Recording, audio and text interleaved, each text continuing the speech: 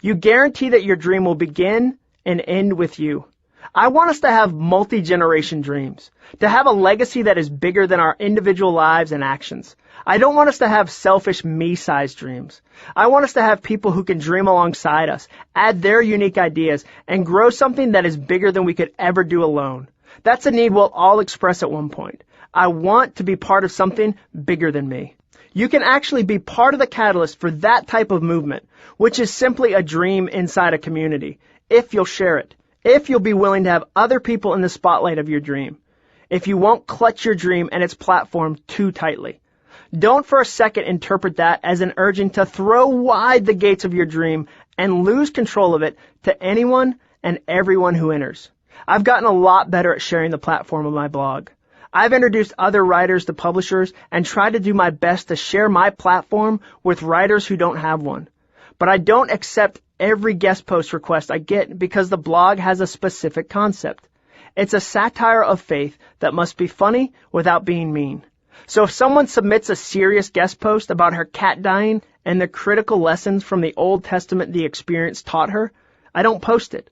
If someone submits a guest post about ways to get financial aid at Christian colleges, I don't post it. If someone submits a funny post that attacks a well-known minister, I don't post it. Sharing your dream doesn't mean being stupid with it. You can kill a dreams platform by doling it out too often, just as easily as you can by hoarding it. I wish there were an exact line between those two risks. But like so many other things in life, there's not. It's a balancing act. But if you're deliberate about the way you share, and you recognize your role in helping other people close the gap between their day jobs and dream jobs, you'll figure it out a lot faster than I did. The yes side of no. In the first chapter, I said that one of the benefits of not quitting your job is that you get to say no to the wrong opportunities. You get to turn down things because most, if not all, of your basic needs are taken care of by your day job. The flip side to that idea is that when you get successful, you'll have the chance to say yes to more opportunities, which is a great thing.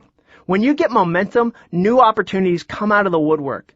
People start to slowly recognize your success and will give you the chance to do things you never knew were possible. But there are also ways to make a mess of your yes. I was able to dodge the yes bullet when I took my dream job at Ramsey, but only because my team leader is smarter than I am. One afternoon, my friend Chris and I started brainstorming new opportunities. I'm paid in part on commission, so my family eats well and wears tuxedos when I do speaking gigs, sell books, and secure advertising for my blog, among a few other things. Chris and I were trying to think of new ways to create some events. After reading an article about a young speaker who taught people how to be a speaker, I told Chris, why don't we hold a conference where I teach people how to publish a book? We got excited about that idea and started to throw ideas on the wall. We already have our own conference center here, so we wouldn't need to rent space. We could advertise on the radio, since Dave Ramsey is on 450 stations. We could talk about it on Twitter and my blog. The speed and momentum of this idea started to build. We put together a proposal for the head of our department and then pitched it to him. He listened to our idea, heard all the potential benefits we saw in this opportunity, and then told us to wait. He didn't kill the idea. He didn't praise the idea. He just said wait. A month later, I learned why he wanted us to wait. It was a dumb idea. I've published one book traditionally and 2 others through Dave Ramsey's company. What do I know about publishing? I don't have a long track record to teach from. At the time we pitched the idea, I had been a published author for all of 8 months. Wow, that is an extensive history. I'm like Simon, the funnier brother in the Simon and Schuster team. What for a price did I think I could offer people who are hanging their dreams on trying to get published? 8 months of experience? We were talking about putting on an 8-hour conference. That would have been an awkward 7.5 hours after I exhausted the 30 minutes of knowledge I had about publishing. Could we have done it? Probably. Could we have pulled it off? Probably. Could we have made money on it and maybe even given out some helpful information? Probably. But in saying yes to that opportunity, I would have taken a huge step toward becoming someone I didn't want to be. I don't want to be a publishing expert. I want to be published. I'm more than happy to share things I learn along the way with people, but I'm not aspiring to be an expert on the publishing industry. I'm not a great linear thinker. If we need to move 3 cars around in our driveway, it takes me 87 moves. I hate writing how-to material. I've never wanted to be a teacher and would be miserable trying to lead people through the process of publishing. And although it might look like an opportunity, maybe even a well-paid opportunity, saying yes to the wrong thing ultimately takes you one step away from doing what you really want to do. I didn't realize how important this problem was until I called my friend and mentor Mike Foster. I told him I was thinking about starting a small group for a few friends of mine called Don't Mess Up, or DMU. I had a handful of friends with blossoming writing careers, music careers, and dream jobs. After seeing countless dreamers blow it in epic ways, I wanted to start a support group that would help us all navigate success. In response, he told me, "I think that's a great idea, but be careful that you don't just focus on the obvious ways to mess up. Affairs, money, booze, porn, etc. I think one of the easiest ways you can mess up is by becoming someone you didn't intend to be. And that starts with the opportunities you decide to pursue." He was right. It's incredibly easy, in the midst of some success, to say yes to the wrong things, to take small steps and big leaps away from the dream you defined in the second chapter. I promise there are dreamers out there who woke up 15 years down the road and said, "How did I get here? When did I go so far off the course?" The reason this happens, the reason Mike is dead on about the danger of opportunities, is that they never look like bad things at the outset. An affair, on the other hand, is bad from the get-go. You might lie to yourself about your intentions, but it's difficult to dress up an affair as anything other than what it is: infidelity. An opportunity that might not be good for you, that always looks good at first. You tell yourself things like, "I'll be able to expand my dream to a new audience. This will help my dream mature and stretch. It's a great opportunity and it's just a job." Do you hear the danger in that last sentence? It sounds a lot like what we told ourselves in the beginning of this book. It feels like we're widening the gap between our day job and our dream job. By saying yes to the wrong things, you might actually be going backward, turning your dream job into something you never intended it to become. Sure, there will be times when you have to do things you don't like to earn money to fund doing the things you love. There's no such thing as a perfect job where you just do everything you love 100% of the time. That's why it's called a dream job, not a perfect job. But be very, very careful. Saying yes to the wrong things is a slippery slope that can lead you right back to the front of this book. Don't erase all the good work you've done in the name of insignificant successes. Don't become a publishing expert if your dream is to be published. Allow your dream room to evolve, but don't let it lead you away from your core desire. Don't say yes to the wrong opportunities. How? By asking a simple question when you face new opportunities. If I say yes to this opportunity and am successful at it, what will be the long-term outcome? Let's use me as an example. If Chris and I were to create that How to Publish conference and it were successful, what would happen? We'd probably make decent money, which would be hard to say no to. And if people were happy with it, they'd tell their friends they should do it too. We'd probably be able to do more conferences, and maybe I'd get asked to speak at publishing events. Maybe I'd even get to write a book about getting published, if I was successful at it, which is the key word in that question.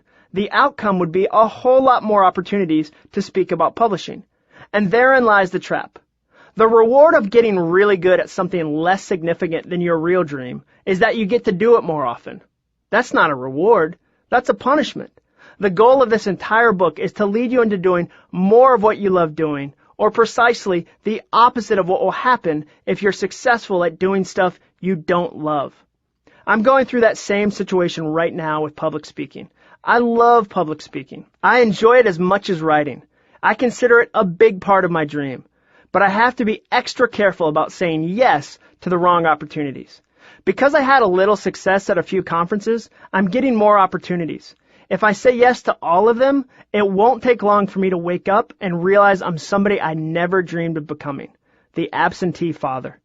That's how I felt waking up in a hotel room in the Midwest alone one morning last fall. During a stretch when I was out of town 7 of 8 weekends, I got lost in the middle of my dream. I failed to ask my own question.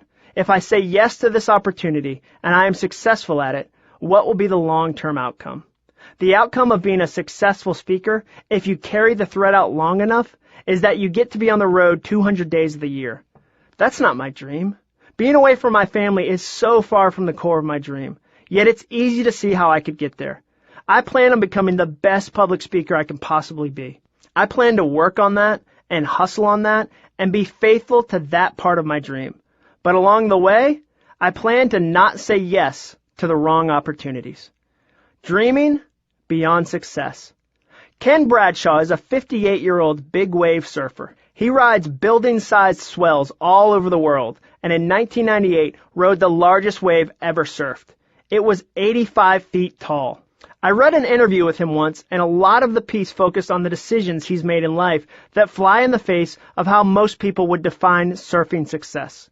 He doesn't have any big-name sponsors. He doesn't enter many contests. The author of the article said Bradshaw referred to one of the biggest events in surfing as a contest about selling beachwear to landlocked dreamers in Iowa. He has made far, far less money than Kelly Slater, who is often thought of as the Michael Jordan of surfing. Reading that paragraph, it's easy to judge Bradshaw as a failure. That would be a mistake. Bradshaw isn't unsuccessful. He was wildly successful based on his own definition of success. At the end of the article, the author asks him if he has any regrets about the choices he's made. Bradshaw responds, "My life is full of my faults because I chose passion over industry, and a my fault is not the same thing as a regret." I love this description. A my fault is when you define success differently than the popular definition. It's a healthy, responsible acknowledgement that I could have experienced greater success, sure, but I haven't by my own choice, and I'm okay with that. A regret is when you don't define your dream or your enough, and you end up drifting someplace you never intended, never desired to go. That comes with lots of regret. If you've made it to this part of the book, you're done with regret. You're done being afraid of the obstacles between your day job and your dream job. You're done with other people's definitions of success. And, depending how far along you are right now, you might just be done with your day job too. Chapter 8. Quit your day job. Eventually, I quit my day job. Despite having learned to appreciate the many things it offered and provided, despite having fallen in like with a job I didn't love, I eventually gave my 2 weeks' notice. I wrote it out on a piece of paper and held an "I'm clearly quitting" meeting. Unless you do what I did to Derek at Staples and throw a quitting grenade, most bosses know when you're about to turn in your notice. "Hey, I was just thinking, let's get together for 30 minutes or so on Friday at, say, 4:30 in the afternoon. Why? No reason. Just want to hang out, talk about a few things. What? No, you don't need to prepare anything in advance. There's no agenda. That's not suspicious at all. Can't an employee unexpectedly schedule a meeting with his boss and bring a single sheet of paper to that meeting while sweating profusely without someone getting suspicious? Doubtful. If you've been deliberate and smart about how and why you're going to quit, the boss is usually expecting it. If, on the other hand, things are being thrown and you're kicking over whatever it is a barista would choose to kick over in a fit of rage, that's not the type of exit I'm talking about. Although I wouldn't mind seeing that. I'm talking about an intentional 2 weeks notice. You've transitioned from not impulsively quitting your job to falling in like with a job you don't love to starting small and slow on your dream. The question now is, how do you know if you're really ready to quit your day job? This scorecard is probably the easiest way to figure it all out. The "Are you really ready to quit your day job" scorecard. Number 1, you've patiently worked through your plan to quit and honed the dream you really want to pursue for more than a month, equals plus 1 point. Number 2, you've patiently worked through your plan to quit and honed the dream you really want to pursue for more than 6 months, equals plus 2 points. Number 3, you've patiently worked through your plan to quit and honed the dream you really want to pursue for more than a year, equals plus 3 points. Number 4, you've been thinking about quitting for about an hour and worked on your dream over a long weekend a few months ago at Sully's Lake House, equals minus 10 points. Number 5, you've already made the most of your nights and weekends pursuing your dream with every available free moment you have, equals plus 2 points. Number 6, you pursue your dream in between episodes of reality shows or when the mood strikes you, equals negative 10 points. Number 7, realizing your dream will require instant celebrity delivered via a wildly popular YouTube clip involving a double rainbow or a talking dog, equals minus 5 points. Number 8, you know a guy who did something similar to what you want to do, and it seemed pretty easy, equals minus 4 points.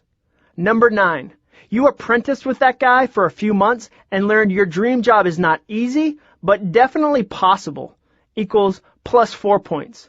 Number 10, you've built up an emergency fund that can handle 3 months of not having a steady salary, equals plus 1 point.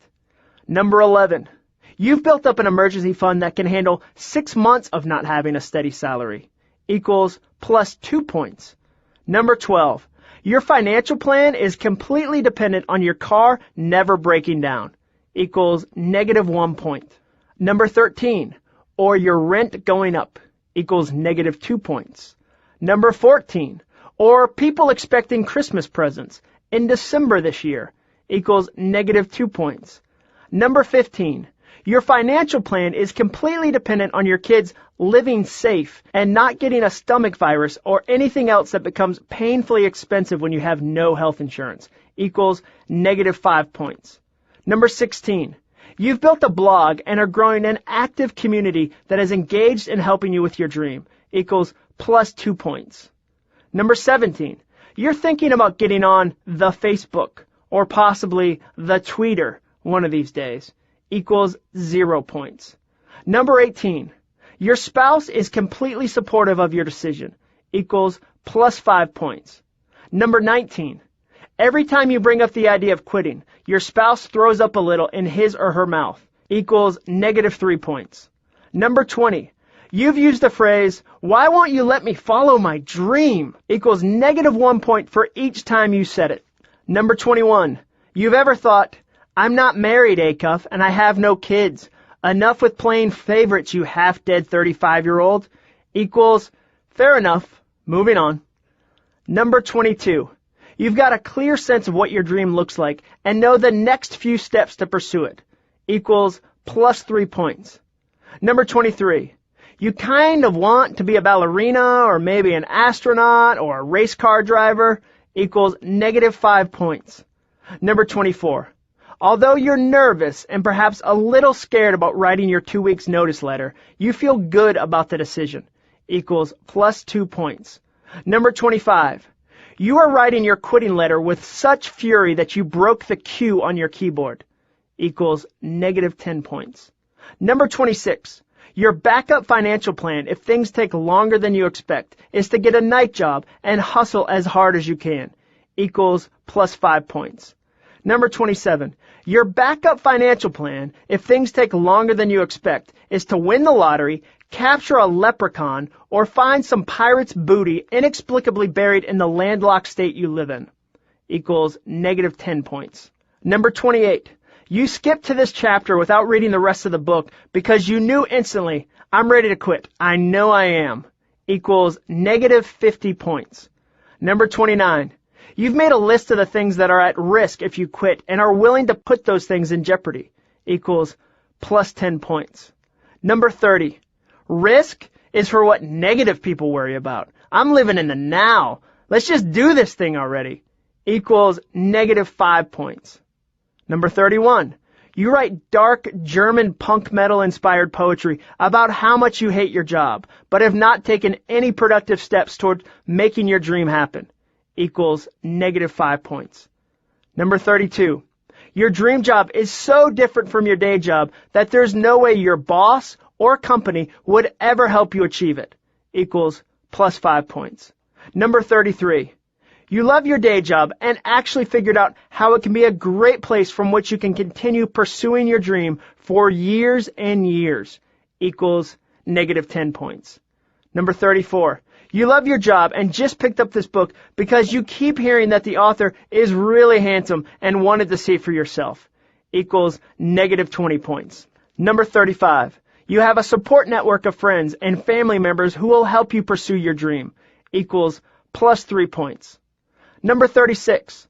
Your friends and family don't understand your dream, but they respect the maturity you've shown in pursuing it and are on board.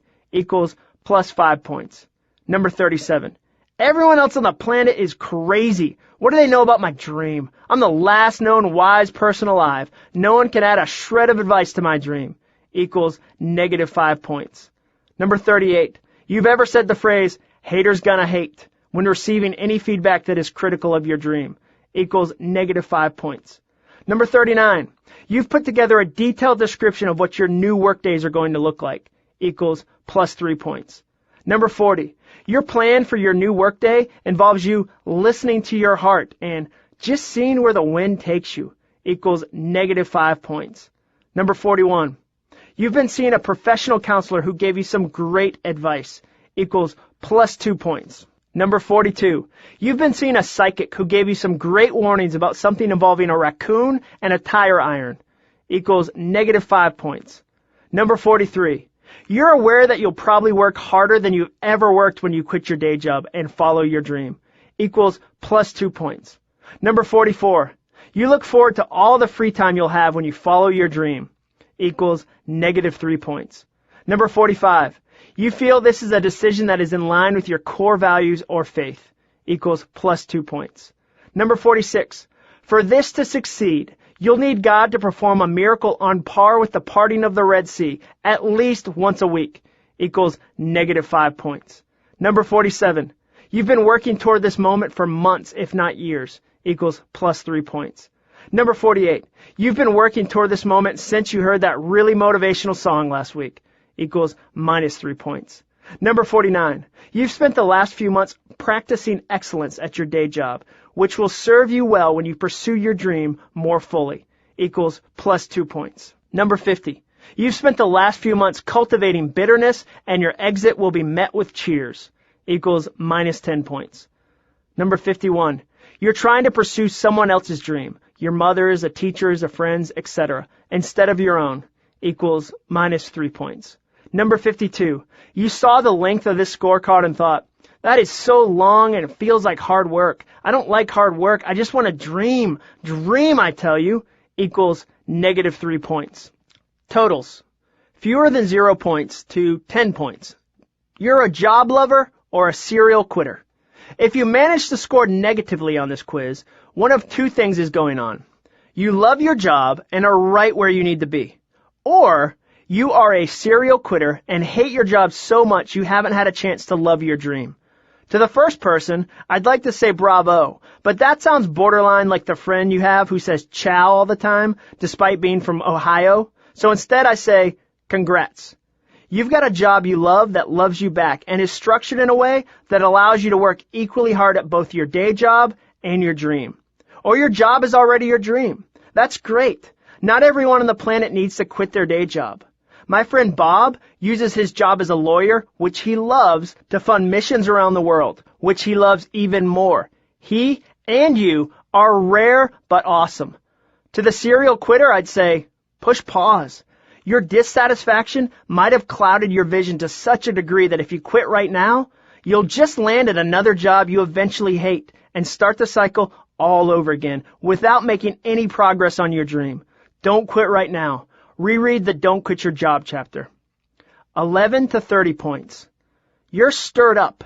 Something is afoot. You've bumped into something that made you feel alive. Your dream is starting to percolate, and you've started to see that maybe what you're currently doing isn't what you really want to be doing 40 hours a week. You finish this book and we're confronted with a lot of questions. Can I really do this? What do I really want to do? Am I hustling right now on the things that matter? You're not ready to quit your day job right this second, but you may have taken the first step toward a completely new adventure that will unfold over the next few years. 31 to 50 points. 1 foot out the door. You took notes in this book, not just with a pen, but with several different highlighters and a key to explain what each color means. You might have even purchased a case of this book and handed it out to all your friends, which I really appreciate. You've made some plans. You've worked on your dream job. You've got a few pieces in place. There are still a few that elude you, though. You don't have a big next thing lined up. Maybe your emergency fund could be bigger. You could spend a little more time practicing excellence at your job. As annoying as it is, this might be one of those moments like the one in Braveheart where William Wallace yells, "Hold! Hold!" to his men as they crouch waiting for England's horses to barrel down on them. They want to stand. They are desperate to stand. But to do so too early would be disastrous. I encourage you to hold right now and get your final pieces in place before you quit. The exciting thing is that it might be a matter of months before you quit, not years. More than 50 points. It's go time. I'm not sure what you're waiting for. You've got a huge new dream-scented opportunity on the table. You're financially prepared. Your spouse or family is on board. You've spent the last few months, if not years, falling in like with your day job while you worked on something on the side that you love. There's a window that is closing, and if you miss it, it might not come around again for a long time.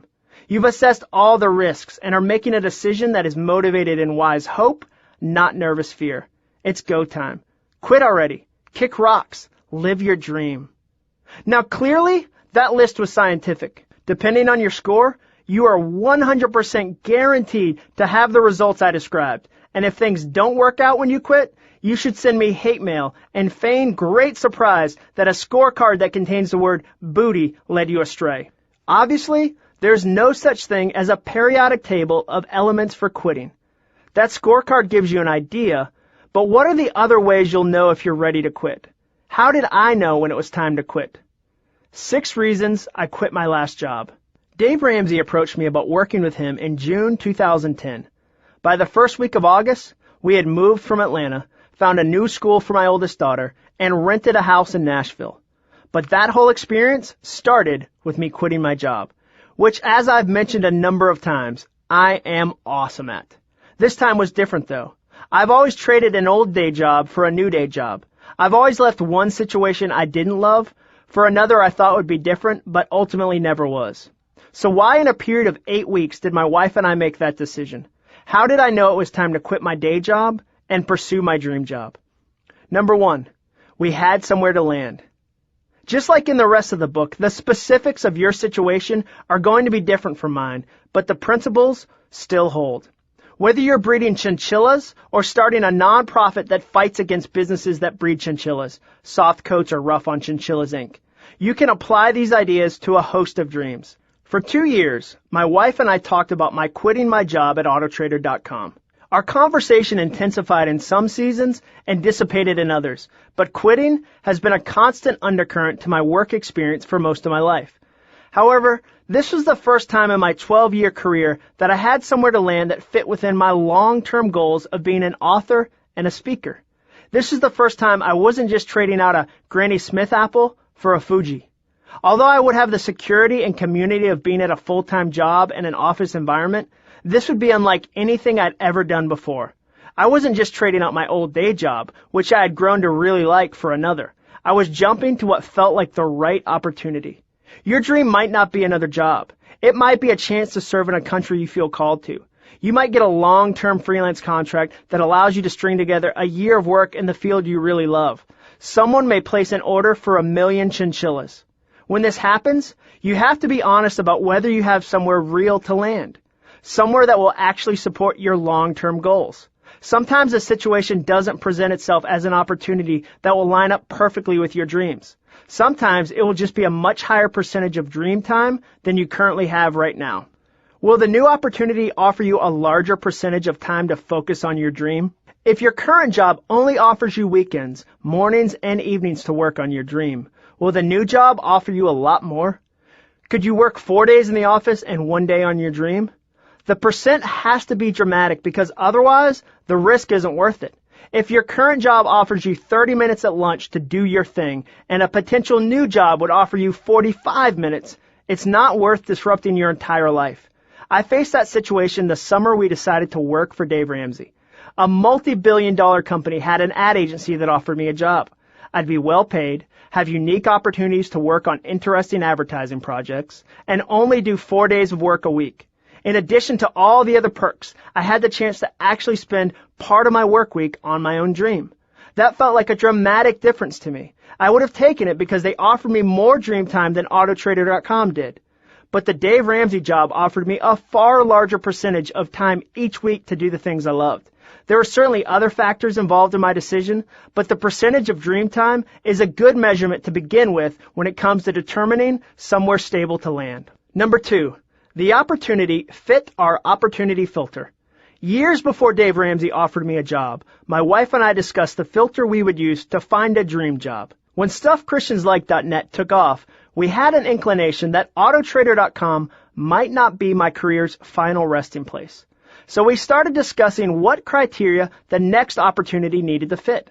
This was helpful because it took the pressure off of looking for the perfect job, which is the equivalent of trying to find one needle out of a country-sized haystack, and instead allowed us to brainstorm the characteristics my dream job might possess.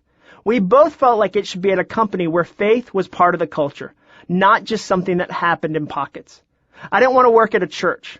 I freelanced for churches for years. I have friends who love their jobs at churches across the country. My dad's a pastor, and it would be easy to think I need to follow in his footsteps. But I never felt as if a church was where I was called to be. I wanted to work in a team environment where I was surrounded by people all day. As a writer, I've never been great at the Stephen King, sit in a cabin in Maine alone for 3 months writing a book gig. That's only one of the characteristics that differentiate the two of us. The millions of books he sold is the other. I wanted to work at a company where an individual had grown a personal brand successfully and humbly without getting lost in all the traps that leaders face. I wanted to stay in the Southeast. Although I grew up in Massachusetts, the South was now my home. As we started to discuss these factors, an activity that happened mostly in those Adirondack chairs in our side yard, we started to eliminate a lot of companies. We had that filter in place, and when the Dave Ramsey opportunity came up, we checked it against our criteria. Faith is a big part of the culture at Dave Ramsey, so that one passed the test. It wasn't a church, but it was actually a for-profit business actively involved in the marketplace. They had a staff of 300 people I'd get to interact with. I could still write and speak without doing a one-man show from my basement. And I'd be based out of Nashville, which was perfect geographically speaking. Dave has also spent 17 years growing a personal brand. He's got a huge radio audience, is a New York Times best-selling author, and has spoken to hundreds of thousands of people. And he's managed to not become a jerk along the way. That's no easy feat.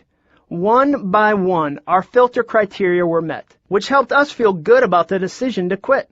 It's important to note that the level of detail you put in your own opportunity filter will vary by item. For instance, some of them will be specific and measurable, like, we don't want to work at a church. That one was easy to verify and check off. Others will be broader and less defined, like, be at a company where faith is part of the culture. That's more difficult to measure. So as you build your filter, try to have a mix of both the specific and the broad. Number 3, we tested the dream before we quit. Although I didn't talk to Dave about a job until June 2010, I started talking with his team about working there in 2008. That was the year I came up and spoke to his entire team one morning. It was an amazing experience, and as I've mentioned before, I thought to myself, this is it. I called my wife and told her we were moving to Nashville because I was definitely going to take a job with Dave Ramsey's team. It turns out the job I was offered was the wrong fit in the right company. Then I talked to the head of publishing there about a different job. That one had the word coordinator in the title, which means I would have radically failed at it. So I told him that would be a horrible fit. A year later, they invited me back to speak again. The event went well, and once again, I drove back to Atlanta, having enjoyed the experience, but not certain I would ever work there. A year after that, they invited me up for a third time to speak, and that's when Dave pulled me aside with the job idea. When we were offered the job, we had already spent 2 years testing the waters before we quit. I'd spoken there 3 times, met dozens of people I'd be working with, and got a sense of the culture. Practicing the dream helped me feel good about committing to it. It's like working weekends on a local farm before you start your own, or designing free Christmas cards for all your friends before you open your own freelance design studio. When my dream job came along, it wasn't a one-day decision, it was a 2-year decision. Whenever possible, before you quit, make a point of practicing what you want to do with your life.